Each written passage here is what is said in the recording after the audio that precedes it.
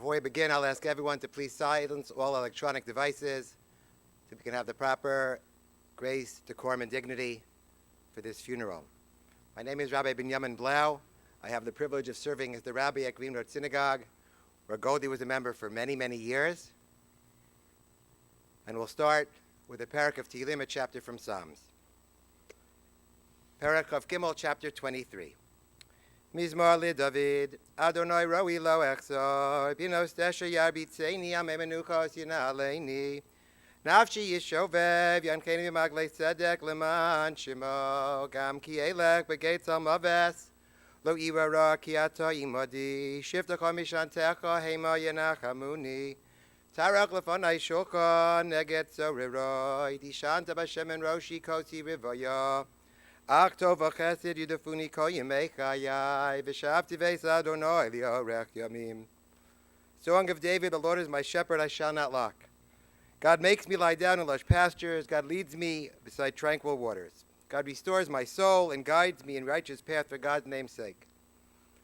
Though I walk through the valley of the shadow of death, I will fear no evil, for you are with me. Your scepter and staff, they comfort me. Prepare a table before me in full view of my adversaries. You have anointed my head with oil, my cup overflows. May only goodness and kindness pursue me all the days of my life, and I shall dwell in the house of the Lord for length of days. We're gathered here today to pay the final tribute to a wonderful wife, sister, aunt, mother, grandmother, great-grandmother, community member par excellence, Goldie Weiss, Zahava bat Mordechai alaiha shalom. As the rabbi of Greenwood Synagogue, I unfortunately have too many occasions in the last few years to officiate at the funerals of survivors. And they're all a group of very unique individuals who were one in a kind. Goldie was very, very special. No one quite like her. And they built our synagogue, and they gave it its foundation. And every time another one passes, I feel a tremendous loss. It's not just the loss of an individual. It's a loss of a generation. It's a loss of a throwback to the roots of Europe. It's a loss to our entire community and the Jewish people. Goldie was born on October 3rd, 1926 in a little shtetl in Czechoslovakia. She was from a very close-knit family, a quality that remained true her entire life. The family was always incredibly, incredibly close. She was raised in a Yiddish shtup, a Yiddish house. And I mean that, a Yiddish shtup, she would have said it correctly. I do speak Yiddish. When we spent time together, Goldie was amazed. A younger man can read in Yiddish. A young man can speak Yiddish. She was very happy with that. Then I let her know I wasn't so young, but that was fine too. But she was raised in a Yiddish home, both in terms of the language. It was the language of her youth, the language she taught to her children. They still know to this day. But it was the language of her culture. She was steeped in her Judaism. It was so important to her. It was so important to her her entire life. She remembered every detail. She had an incredible memory. She remembered every detail of those early years in Europe. And even though she was incredibly impoverished, they had very little. She remembered the times very fondly, with great joy. She was very clear about the relationship, what it was like growing up amongst Jews and how important that was to stay with Jews. This was also something she stayed with her entire time. And while her childhood initially was very joyous, of course, the winds of war came, things changed, and she and her family went to the concentration camp, not just one, to Auschwitz and many other concentration camps. And many of them did not survive. But while in concentration camp, she was with her two beloved sisters who are here today, Mindel and Tova, and she talked about how she cared for them and grabbed them and brought them with her at those fateful moments to make sure that they survived. And they remained incredibly close their entire lives. Nothing will break us apart, she used to say. Despite, I may add, a lifetime of bickering. They fought often. But that's what it was. That's what it meant to be part of the family. To fight, to make up, to love each other unconditionally, to always be close. And in the last years, they started off together, and in the last few years of their lives, they were together again as well, living in the same complex. She met her husband Mechel in Prague, wound up in a DP camp in Germany, where she had her eldest daughter. went to New York for a short period of time, and then came and settled in Cleveland. She was sponsored by an uncle, Uncle Benny, who told his children that their cousins were to be treated like sisters. Mother Goldie said to me again, when we came, he made a point. Family was family. No matter the technical relationship, it didn't matter. They were like sisters. And they started life anew. It was amazing to think about. It was a large family. Many of them had perished. 6 couples started again in the new country. 6 couples. And now those 6 couples measure a family of 130. They rebuilt their life. She had enjoyed her life, her family and her friends in Cleveland. When she and I met, she talked about all the fun she had, all the good times that she had together. And then when her beloved husband passed way too early many years ago, despite being a single mother at a time when that wasn't such a common phenomenon, she persevered. While her formal education was very limited, she didn't have an education beyond the 6th grade. She was incredibly street smart. She managed to always figure it out. She was eager to learn, and she took care of everything that needed to be taken care of. One of the stories the family told me, there are many family stories, but one of the ones that they told me was she was working at the deli, as we all know, the place where they all were, and she had to learn, they were getting a new cash register, a computerized cash register. And she was nervous, but of course, she mastered it, like she did everything else. She was a fiercely independent woman. She was very, shall we say, outspoken. She told it as she saw it, very clearly, without question. As many of the family members recounted as well, there was no filter. She called it like it was. At the same time, this fiercely independent woman helped anyone she could. And though she wasn't wealthy, she helped them with funds, financially, anything that was possible to help her family. That's what she did. Leah mentioned growing up and the 2 of them together, single mom and a young daughter. She had whatever she wanted. Whatever she wanted, her mother provided for her. She always managed somehow to figure it out. She was always right. It's an amazing thing when a son-in-law tells me, yeah, she really was.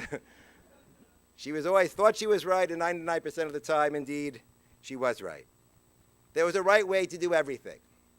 There was a right way to schneid the cake. There was a right way to stir the bowl. There was a right way to do things because that was the way she had learned from her mother. That was the way she was keeping up her tradition. If that was the right thing to do, that was the way she wanted you to do it. She was genuine and proud, determined to do things as her mother had before her, and to carry on the tradition in every step of the way. She wanted to carry on the tradition of her ancestors and pass it on to her children and to future generations. She expressed regret to me. She said she wished she would have raised the kids more orthodox. But generally, despite all that she had been through, she said something so amazing to me when we talked just last week. She had no regrets. How amazing. A woman who had gone through the horrors of Auschwitz, who had gone through so much, who did not live a life of riches, who could have easily said, I'm so angry at what happened to me. My husband passed away too early. I had gone through so much. She had no regrets. She had lived her life to the fullest, and she was thankful. As she said in the book that she wrote, co-authored, so to speak, my life was the most wonderful life, and she really meant it. She felt her life was complete. Her family was everything.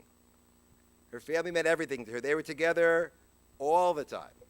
All the Chagim, or the holidays, including Thanksgiving, the family was always together. It was something she wanted to continue, and she hoped to continue even after her passing. She was adamant about being great to her family, and she said to them a very poignant line, if you're good to me, I'll be better to you. And she was. She took care of them all.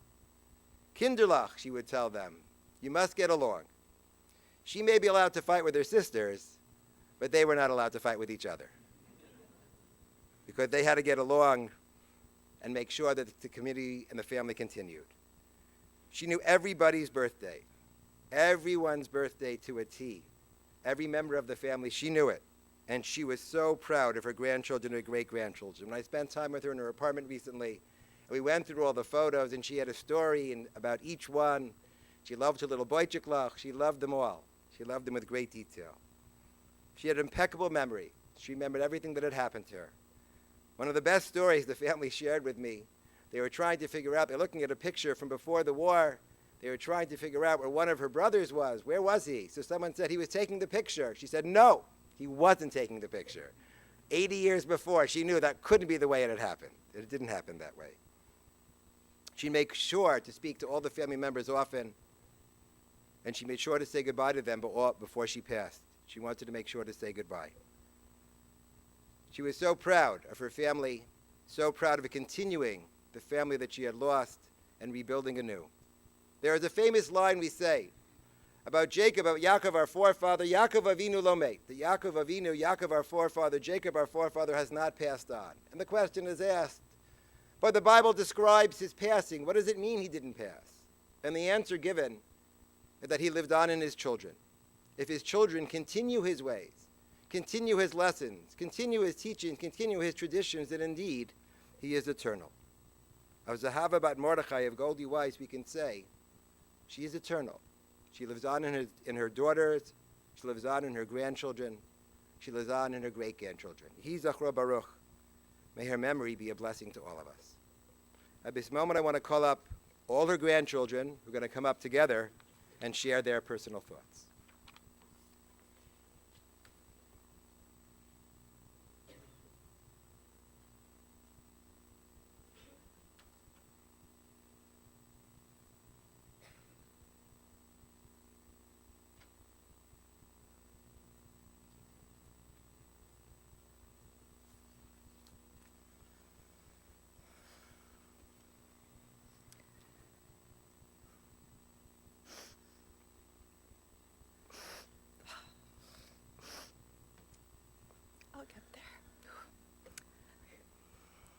To my sweet little Bubby, I always knew this day would come, but I've quickly learned that you can never be prepared for this sort of thing. During my sophomore year of high school, we almost lost you. According to you, you almost died several times throughout the years that followed, which made for many hilarious Goldieisms. We're also happy that you were wrong. We were beyond lucky to have had over a decade longer with you here in this life. You have taught me so many life lessons that I will remember and cherish forever and will pass on to my own children. You're leaving a huge legacy behind. You were the loving matriarch to 3 children, 6 grandchildren, and 10 great-grandchildren, and your legacy is only beginning. Thank you for teaching me what it means to be strong, courageous, and fiercely independent. I have been replaying 26 wonderful years of countless memories over and over in my head. Making soup with you at the Blue Heron House before the high holidays, walking into the old deli and finding you behind the counter, and you would always get me a piece of Munster cheese from the deli guys the minute I walked in, no matter how long the line was at the cash register. Sorry, Alvy. Coming full circle and working with you at Jack's and crying from laughing when customers left tips and you questioned, "That's all you're leaving?" Watching you play with your great-grandchildren, seeing you and Blake's grandma in your matching purple sweatsuits at my OSU graduation, holding your hand when walking started getting tough. Life without you is unimaginable, but you have blessed us with this family, and we will get through it together, leaning on one another. Thank you for everything, but most of all, thank you for waiting for me. I love you forever and ever.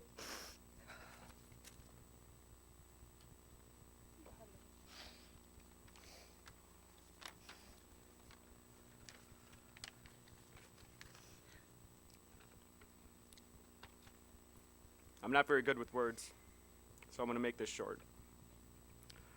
My Bubby was known to us all simply as Bubby.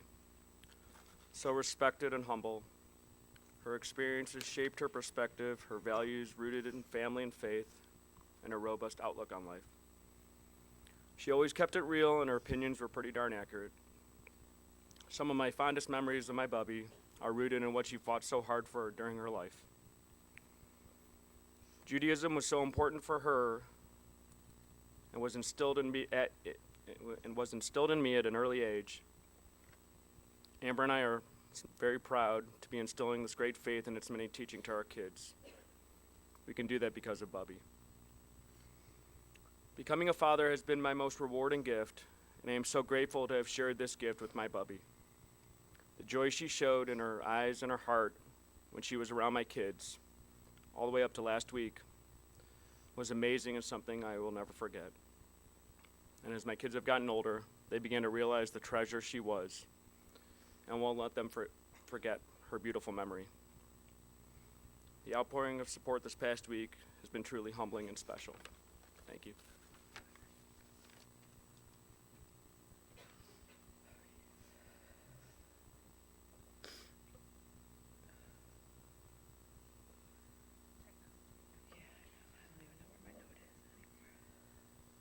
Sorry. Okay.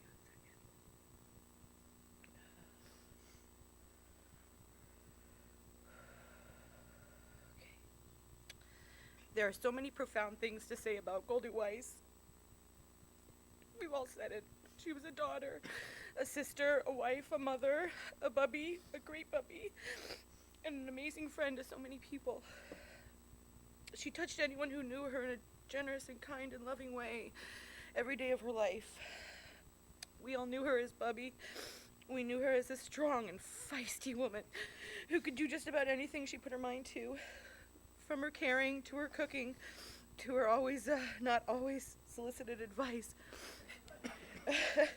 She was always present in every interaction you had with her. If she loved you, she always let you know exactly what she was thinking. And she didn't mince words.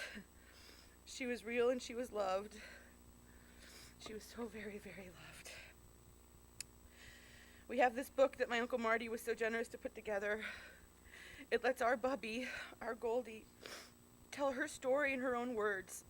God, how lucky are we? How amazing it is to have this legacy passed down to us from Goldie herself. If you haven't done it, get a copy and read it. She fought so hard, so young, just to live and to have lived 91 years, to meet her great-grandchildren. Wow, it's incredible. And I will never forget her purty smile. She always said purty. Made fun of her all the time. We love you, Bubby, always and forever, and we thank you for everything that you made possible. I so don't want you to be gone, but I'm so glad that you were here.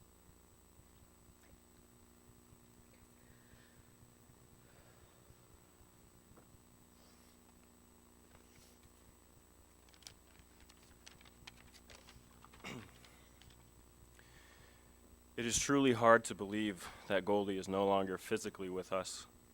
When you've known someone your entire life, when you've talked to them so often, it is so difficult to imagine the rest of your life without them. I'm thankful I was able to know her for so long. I was able to learn from her and admire everything that she was. My Bubby was one of the strongest people I have ever known. From an early age, the odds were stacked against her. They endured one of the most brutal events in all of history, the Holocaust. But she wasn't just strong for herself during that time. She was also strong for her siblings, who she kept a watchful eye over. Even from a young age, she was so smart and sharp as a whip. She, along with a handful of siblings, survived the perils of the Holocaust and created such a wonderful life in America. Through all the ups and downs, from the loss of her husband to her many fights with sickness, she came out even stronger. I really admire her for that.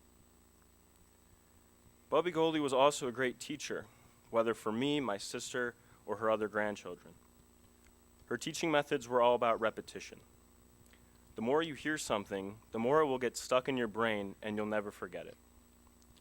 This was the case with Goldie, restating the same information as if it were of utmost importance. She told me about marriage. She told me how dumb I was when I would visit her hungover. The list goes on. A few days back, when she was still able to talk to us in hospice, I was ready to go home for the evening. Then she signaled me over with a gentle hand wave. And as I leaned over her, I thought to myself, okay, Zach, this might be it. These might be the last words you ever hear from her. and she opened her mouth and said, "Zach, remember what I told you about the shiksas."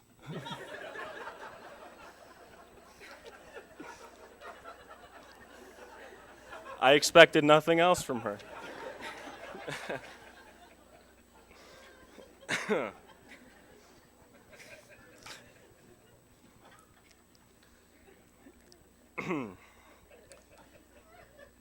It's getting sad again.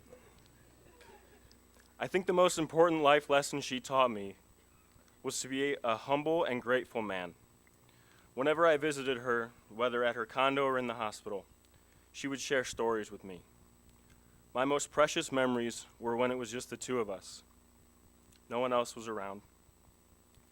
It was during one of those recent visits that she told me about her earlier years in America. She told me about her home, her family, her job at the deli. "What more did I need?" she would say. She truly knew what was important in life and what was not.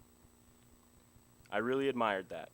Here was someone who had so little growing up, and she still didn't have a luxurious lifestyle, but she was content with her lot, and she never asked for anything more. As far as she was concerned, she had it all, and she was right. Her outlook on life reminds me to count my blessings and take nothing for granted. Bubby, you touched not only my life, but so many others' lives who you have encountered throughout your many years. I'm going to miss your many lectures, your brutal and hilarious honesty, the way you held my hand when I helped you walk, and so much more. You are now with your loving husband and other loved ones in the world to come. May you rest in peace. With immense love, your Zachy.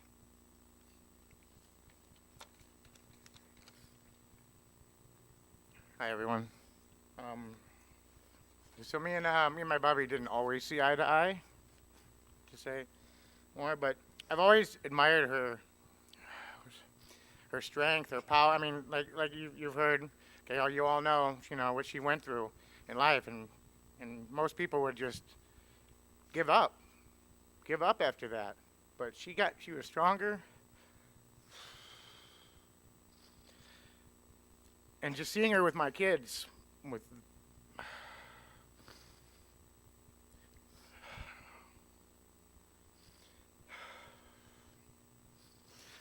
her child,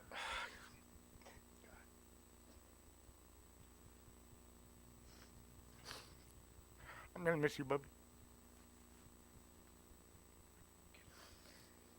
Well, I wasn't gonna speak, but I was saying I'm gonna be the strong one. Here I am up here crying.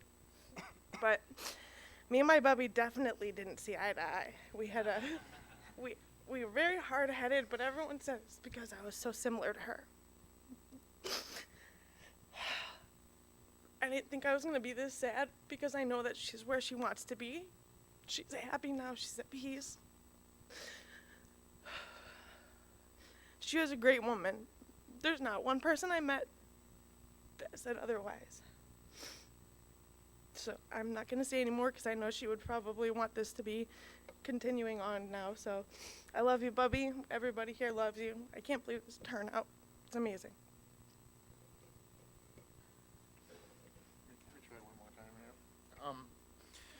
So she had her childhood stolen from her, and she turned it around. She came here. Look how many people there are, and if you want to see how Bobby was, you have to watch her with the kids, the little kids, anybody's little kid. She's lit up, and that's all I'm going to say, because she wouldn't want me to make a big fuss.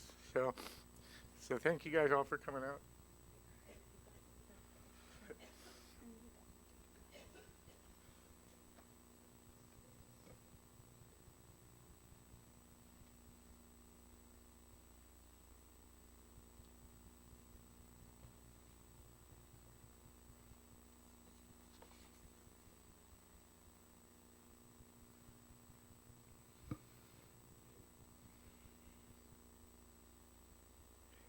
At this point, I'll ask everyone to please rise. We're going to say the Kamali, the memorial prayer.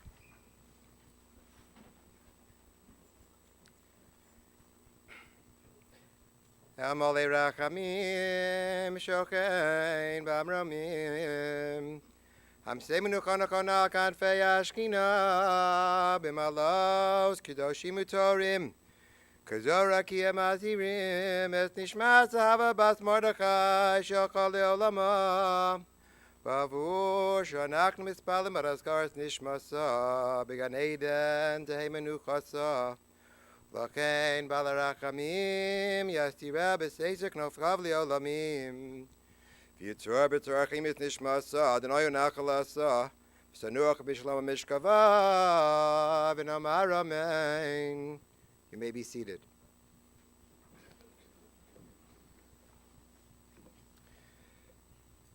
This concludes this section of the Levaya of the funeral. The interment will take place at Zion Memorial Park, right after as we depart from here. Shiva will be following services initially at Acacia on the Green, 22202 Acacia Park Drive in the social room. Today until 8 p.m., Tuesday from 1 to 4 and then 7 to 9, and then switching over to Sherry Park, apartment 2201 in Acacia Park, Wednesday and Thursday again from 1 to 4 in the afternoon and 7 to 9, Friday at 1 to 4, Sunday from 9 to 11. Any contributions suggested to the Jewish Family Service, the Holocaust Survivors Division. Thank you.